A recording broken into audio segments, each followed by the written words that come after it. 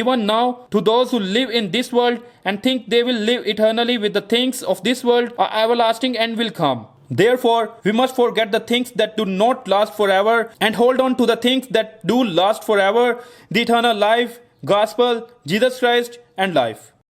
The eternal and unchanging Word of God. One story. 68. Nahum. The Lord is a jealous and avenging God. Nahum chapter 1 to chapter 3. As already revealed in the book of Jonah, the judgment against Assyria was set within the time of God. Jonah proclaimed the word of God in Nineveh about 750 BC, and the time when the prophet Nahum proclaimed the word of God was about 100 years after Jonah, during 650 BC. And in 621 BC, Assyria was destroyed by Babylon. Through the book of Nahum, God proclaims how clearly and accurately God's just judgment will be fulfilled. The Lord is an avenging God. God vowed, the Lord is a jealous and avenging God. The Lord takes vengeance and is filled with wrath. The Lord takes vengeance on his foes and maintains his wrath against his enemies. The Lord is slow to anger and great in power. The Lord will not leave the guilty unpunished. His way is in the whirlwind and the storm, and clouds are the dust of his feet. And he reveals the dignity of God, and towards Nineveh, God destroyed and exiled them, and said that he will annihilate what used to be a warning, and eventually he will destroy them.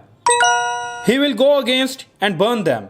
God said the attacker of Nineveh advanced against them, and he tells them to try and stop them, but they can't. It is said, the shields of his soldiers are red, the warriors are clad in scarlet, the metal on the chariots flashes on the day, they are made ready, the spears of pine are brandished, the chariots storm through the streets, rushing back and forth through the squares. They look like flaming torches, they dart about lightning, they cannot stop them. It is because God caused this war and God was against them. The army God is with is victorious. Eventually, Nineveh fell. Thus, it is decreed that the city be exiled and carried away. Its slave girls mourn like doves and beat upon their breasts. Nineveh is like a pool, and its water is draining away.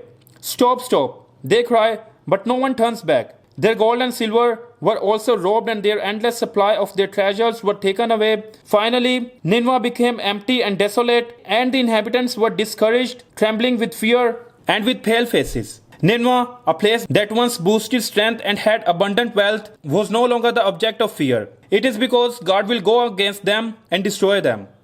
Woe to the city of blood!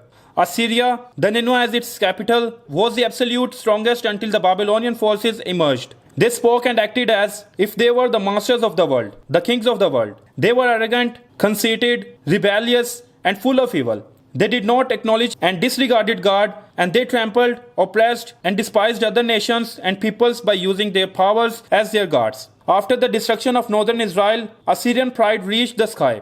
The Assyrian official who came to South Judah and Hezekiah said, "This is what Sennacherib king of Assyria says. On what are you basing your confidence that you remain in Jerusalem under siege? When Hezekiah says, the Lord our God will save us from the hand of the king of Assyria. He is misleading you to let you die of hunger and thirst. Did not Hezekiah himself remove these gods' high places and altars, saying to Judah and Jerusalem, you must worship before one altar and burn sacrifices on it? Do you not know what I and my fathers have done to all the peoples of the other lands? Were the gods of those nations ever able to deliver their land from my hand? Who of all the gods of these nations that my fathers destroyed has been able to save his people from me? How then can your God deliver you from my hand? Now do not let Hezekiah deceive you and mislead you like this. Do not believe him, for no God of any nation or kingdom has been able to deliver his people from my hand or the hand of my fathers. How much less will your God deliver you from my hand?" Sennacherib officers spoke further against the Lord God and against his servant Hezekiah. The king also wrote letters insulting the Lord, the God of Israel, and saying this against him: just as the gods of the peoples of the other lands did not rescue their people from my hand, so the God of Hezekiah will not rescue his people from my hand. This is the foolishness of who has but a breath in his nostrils. They don't know what will happen to them the next day. They don't know what they will face the next month or next year. Nineveh, the city of blood that slandered God and showed off their strength, was thoroughly judged by God. Nothing can heal your wound. Your inquiry is fatal.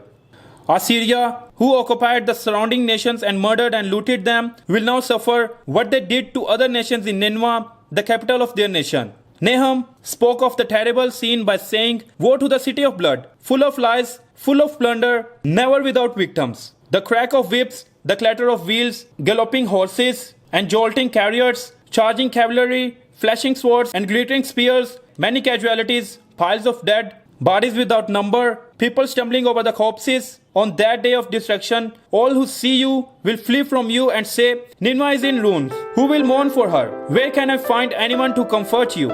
Also, just as nations such as Cush and Egypt that held the world power but were defeated, perished and disappeared, they will finally perish and heard their final warning. O king of Assyria, your shepherds slumber, your nobles lie down to rest, your people are scattered on the mountains with no one to gather them. Nothing can heal your wound, your inquiry is fatal. Everyone who hears the news about you claps his hand at your fall, for who has not felt your endless cruelty? And about 30 years after this warning, it became a reality in history. Nineveh was completely destroyed and erased from history, it disappeared. Nineveh repented at proclamation of the prophet Jonah. No, God made them repent despite Jonah's unfaithful proclamation. They were destroyed by God, who is the true God, and by Babylon, who was controlled by God. Like this, the end, that day, the day of the Lord, will surely come. The story that goes toward the eternal life that lasts forever, the Bible story that fully reveals God's love and zeal, the story of Jesus Christ, and one story continues.